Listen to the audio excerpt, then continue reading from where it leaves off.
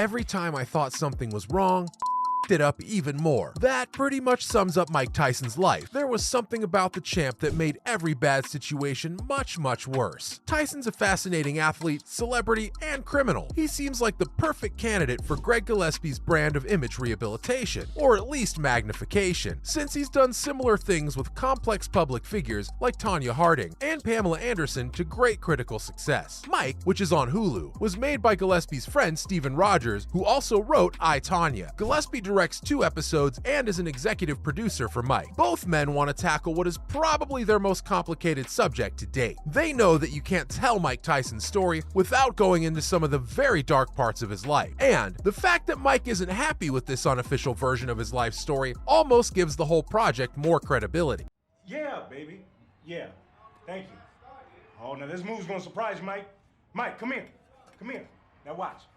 When he does this right here, watch it. Maybe it'll take some real shots at someone who went from being a publicist's worst nightmare to a sort of a comeback story. Mike stumbles in the TV ring though, because it can't really get to the heart of its subject in a way that feels like more than just the facts. In Moonlight, Trevante Rhodes plays Tyson, who doesn't just tell his own story, but constantly breaks the fourth wall to do so, both in flashbacks to his life and in a one-man show. For the first 4 episodes, Rhodes' undeniable star power gives Mike a propelling energy through the size of his performance, finding the balance of athleticism, anger, and stubborn petulance that helped Tyson become one of the most famous athletes in the world.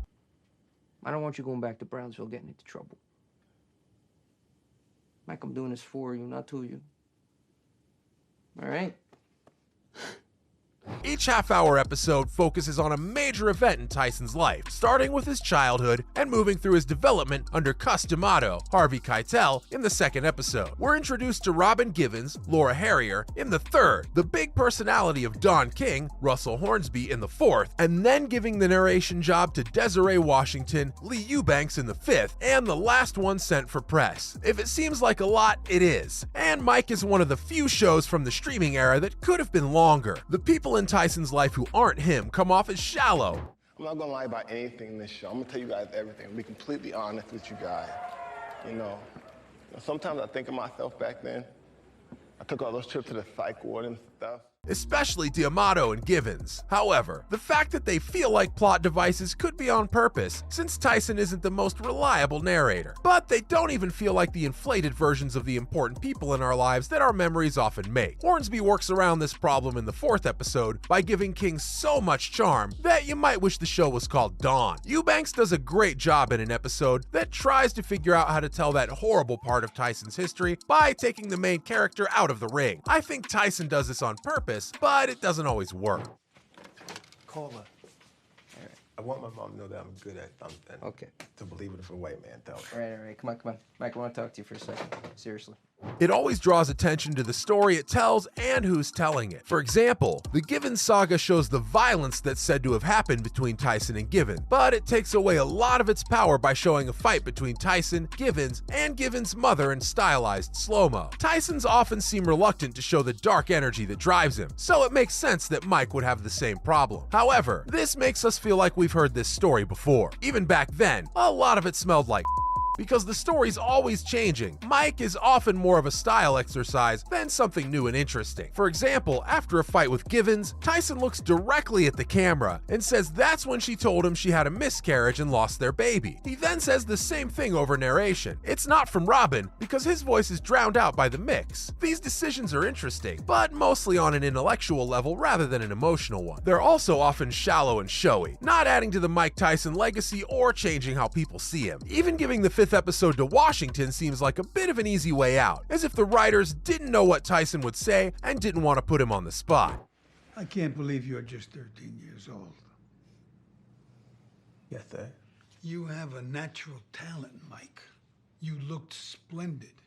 Mike Tyson might be too much for a Hulu TV show. So many parts of his life could be turned into movie, from the pigeon-loving kid who was bullied into becoming a champion, to the violent predator, to the boxing legend, to the ex-con who became a comedy star on film and TV. Mike can't dig deeper than the facts in 8 half-hour episodes, and the show seems like a series of quick punches instead of a long, complicated fight that leaves everyone bloodied at the end. Maybe that's the point, since Tyson often got in and out of the ring before his opponent even knew what hit him. However, Mike Tyson Tyson stated on multiple occasions that he does not enjoy the new Hulu series that's based on his life. To say the former heavyweight boxer has a negative opinion of Mike is an understatement. He claims that the streamer took his life story without his permission. Saturday, Tyson addressed his issues with Hulu and the show by posting a discussion about them on Instagram. He shared 2 posts, both of which contain negative comments about the streamer. The first comment is a compliment to Dana White, the president of the Ultimate Fighting Championship. According to Tyson, Hulu and possibly UFC made offers to pay White to promote Mike, but White declined them because he honors friendships.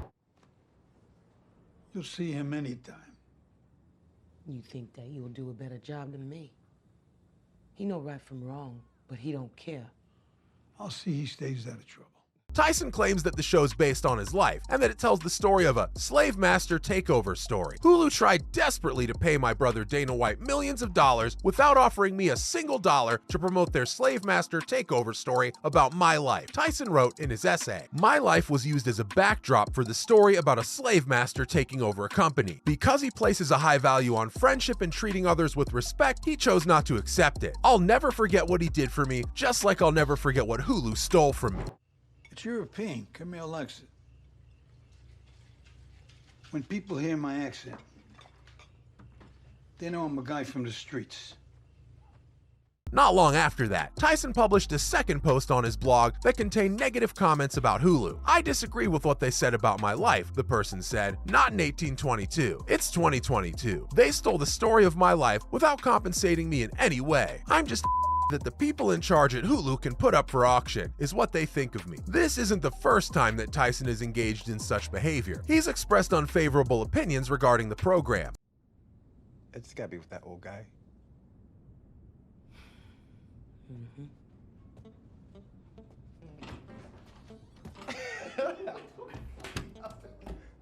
Soon after Hulu gave the show the green light in February of 2021, Tyson announced that he did not enjoy watching it. During that time period, Mike Tyson issued a statement in which he said the following: "This announcement, coming on the heels of social inequality in our country, is a prime example of how Hulu's corporate greed led to this tone-deaf cultural misappropriation of the Tyson life story." In Mike, Trevante Rhodes plays Mike Tyson. Following the green light that Mike received from Hulu, Ever get bullied, no boy? No.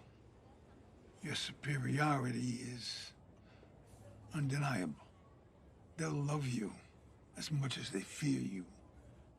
Mike Tyson agreed to serve as an executive producer on a spin-off limited series that'll be based on his life. It's been announced that Jamie Foxx will play the role of Tyson in the series. However, the production hasn't yet been able to secure a network yet, which has stopped progress in the past few months. What's your take on the whole Mike Tyson versus Hulu situation? Let us know in the comments below.